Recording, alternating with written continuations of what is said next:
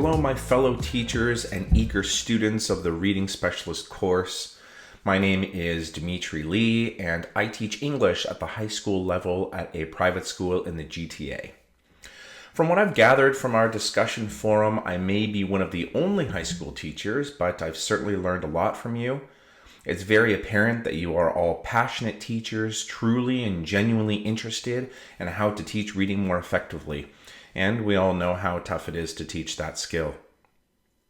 I'll be spending some minutes going over my instructional strategy with you, and I have decided, as you probably saw from the opening, the reciprocal teaching strategy. Why use the reciprocal teaching strategy? Well, there are multiple benefits to my students. First and foremost, it allows students to access prior knowledge. More on this later. It combines both independent and group work. It develops the skill of collaboration. It provides students with a step-by-step process to follow. And it helps all students with their comprehension despite their reading level. To my own benefit as a teacher, it can be implemented for a variety of lessons. And for you, my listeners, it can be implemented at many grade levels. What I will talk about shortly is how at each step of the process, there is room to engage with students and track their understanding. Again, more on this later. So after knowing how it can help students, and after knowing how it can help you, what is the reciprocal teaching strategy? Well, it's a way to effectively gauge how much a student is understanding from a particular reading selection or text. Some of us do this through a variety of activities like a double-sided journal or an activity like word, phrase, sentence. But the reciprocal teaching strategy is more like a process for students to follow rather than an activity, though activities can be woven within the process. Before diving into what this process includes, I should say that this works best with short texts. In my context, a short story would work well, or shorter reading selections, like a challenging and significant paragraph that you want students to work through. So please keep that in mind. The first step of the process is predicting. I believe elementary school teachers do this a lot, right? You ask your students, look at the title. What do you think the story is about? Or in the story, Rachel just pushed Brandon. How do you think he'll react? Well, at the high school level, I just changed this slightly. What the prediction becomes is about accessing prior knowledge, similar to pre-reading questions we may ask our students. It's also a way to set a purpose behind the text or reading selection. In the next section of the video, I will speak more to how it can be applied. But this first step of the process is important because the why we have to read a text is very important for students, especially students who don't like to read or find it challenging. Those students will immediately think to themselves, or if brash, they may ask out loud, why do I have to read this? What does it have to do with me? Would you agree with that? For example, if a student loves to read, they will read whatever you put in front of them. If a student is confident in their reading, they will read whatever you put in front of them too, because it's a doable task. However, if a student is disinterested in reading and does not read particularly well, they will fight against the task. So it becomes that much more important to make the reading accessible for them and meaningful to them. And I strongly feel that this entire strategy does this. Okay, so the second step of the process is questioning. This takes place as the students are reading through the selection or text, and it can take place afterwards as well. This step allows students to pause and really think about what they're reading. If I learned anything from Teachers College, it was that students need time to think. We tend to believe that the wheels aren't turning, but they are, maybe just slowly. So give ample time in this step of the process to allow students to develop questions about the text. In my experience, some of these questions are content-based. For example, a student may want to know if a particular character's actions will pay off in the end. Or they may ask questions about why the author didn't choose to provide more information or details about a specific character or scene.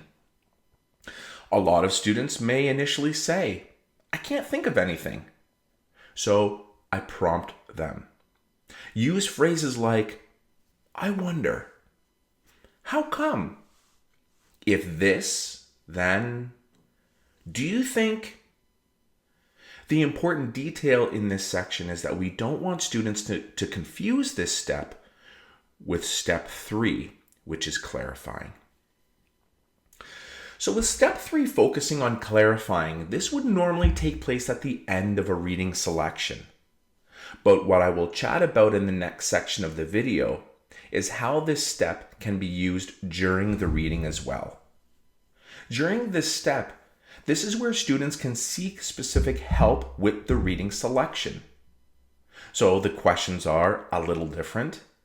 This is where students can focus on the diction, words, phrases, and sections of the text that are difficult to understand. My elementary school teachers out there know all about this section. This is where we typically address all those wonderful aspects of reading like syntax and phonological awareness, morphology, and decoding. At the high school level, I can easily find out what words require some more careful attention through the conversations around the room and what students share in this step. An example of this most recently was the word obsolete in a reading selection. I found that a lot of students were pronouncing this as obsolete. In my head, I assumed most students had heard this word before, and I would never have thought I would have to break it down. So this was a great opportunity to stop, morphologically break down the word, and discuss. This is one of the areas I personally need to work on. Oftentimes, I assume students will know this, understand that, can perform at this level. But this process forces me to stop at each step and see what opportunities for teaching and learning are presented. And aside from the language portion of this step, it's simply a great step for students to simply state that there are parts of the reading they didn't understand. The final step is summarizing. This step allows students to simply reinforce the main idea of the text selection, and hopefully to help retain the information provided. In the next section of the video, I will explain how to apply this step so that it can work independently or in a group setting. Alright, so for this portion of the video, I thought it would be appropriate to focus on a reading selection that I've done with my grade 11s, and then explain how the reciprocal teaching strategy can be applied to it. The reading selection is the first portion of J.D. Salinger's short story entitled A Perfect Day for Banana Fish, one of my favorites. For my listeners, if you've never read this story before, it's fine, as you'll still be able to understand what is being done with it. I will also throw the text from the story onto the screen at times so you can see it. It is a tough story to understand, so I teach it in chunks. I provide the students with predetermined groups of no more than 3 or 4 students, and I provide them with the story's opening lines. So, for step 1, which is predicting, students are provided with prompts before they even begin reading. I provide prompts based on context and setting, characters, and the title. Students in their groups are asked to answer at least 3 of the prompts together. For example, for the context, I may ask questions like, what do you know about the 1940s after World War II in the USA? Or, what do you know about war in general? Or, how do you think war may affect someone both positively and negatively? For the characters, I may ask, Muriel is the wife of a soldier recently returning from war. So, how can we assume she behaves around her husband? Or, Seymour is a soldier recently returning from war. What type of a personality do you think he has? For the title, I may ask, what does this odd title make you think about? Or, though this type of fish isn't real, why do you think it would be a perfect day for them? Again, this step is crucial in providing purpose and direction for the students. Before they even begin reading, it provides a jumping off point for struggling readers. In my experience, there are usually a few students willing to share about family members of theirs that they either know or have heard of that have engaged in war to some degree, whether it's fleeing from war, fighting in the war, being injured or dying in the war, etc. This makes the upcoming story real and applicable. Step 2 is questioning. So this is where students are finally supplied with the reading selection. They are encouraged to address the reading selection as a group, but they can do this individually as well if they feel more comfortable. Again, students are encouraged to ask questions. I get a good variety of questions. Have a look at the reading selection, and I'll highlight the parts that I'm referring to. My students ask, why are there so many advertising men in the hotel?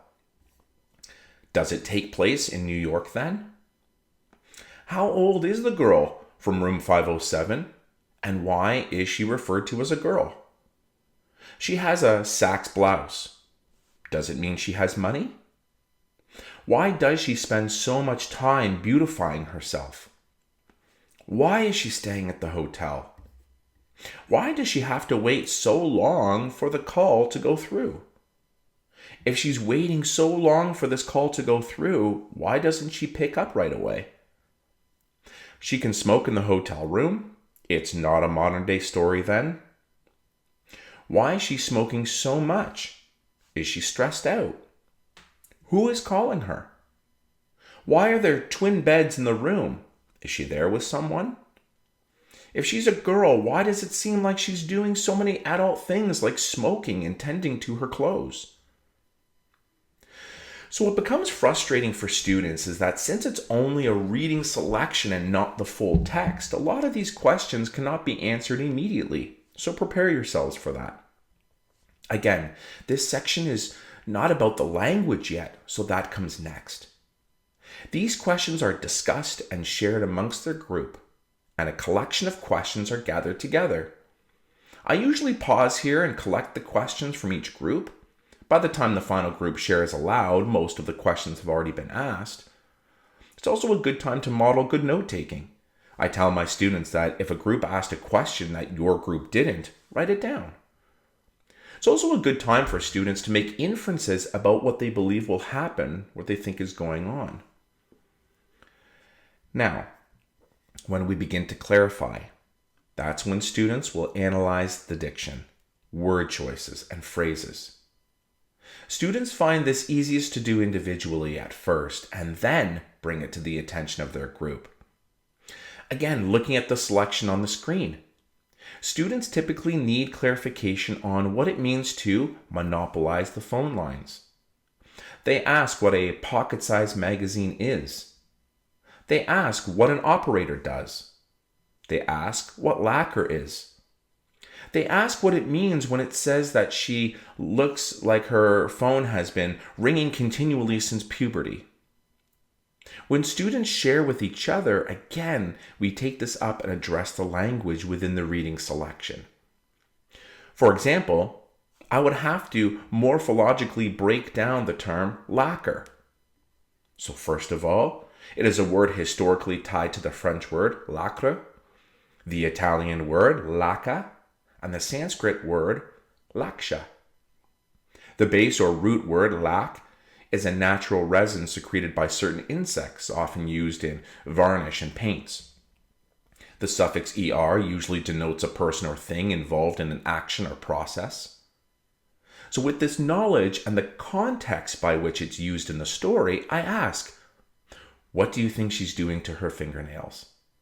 And they can, at that point, deduce that she's putting on nail polish. This portion of the step requires patience and a realization that you may not know the etymology behind the terms they wish to address. So be humble and break down the word with your students. They would love to see how a word unfolds alongside you. The final step is summarizing. And this can be done in a few ways. What I like about this step is that as the teacher, you will be able to see who is still finding the selection challenging and therefore requires intervention, and which students have a good grasp. I also appreciate that this step can be done independently or within a group. Independently, this is where an activity like word, phrase, sentence would be good. This is where students, set up through a Google Docs, can input a word that captured their attention with a brief explanation as to why or how. They can input a phrase that was provocative or engaging, and they can input a sentence that they feel encapsulates the main idea behind the reading selection. As a group, I typically have my students develop a 5-sentence summary that provides insight as to what the reading selection was about.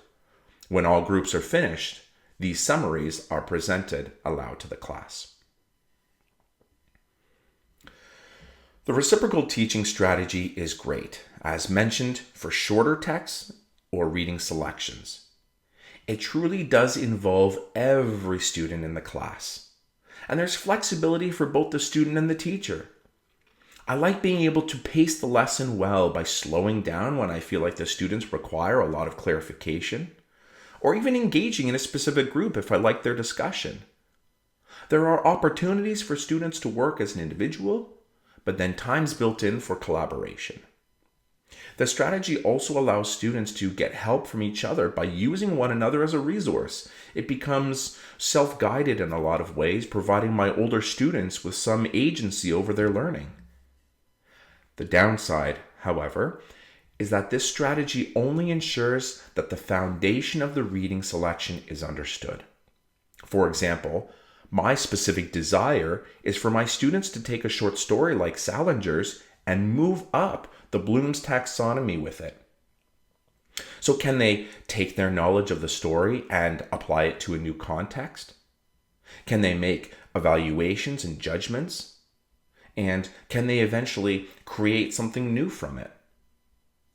So the reciprocal teaching strategy is great for achieving that baseline understanding of a provided reading selection, but continued work is necessary to ensure that students can now do something with it. And that, I believe, is what differentiates how it's used at the high school level in comparison to elementary school.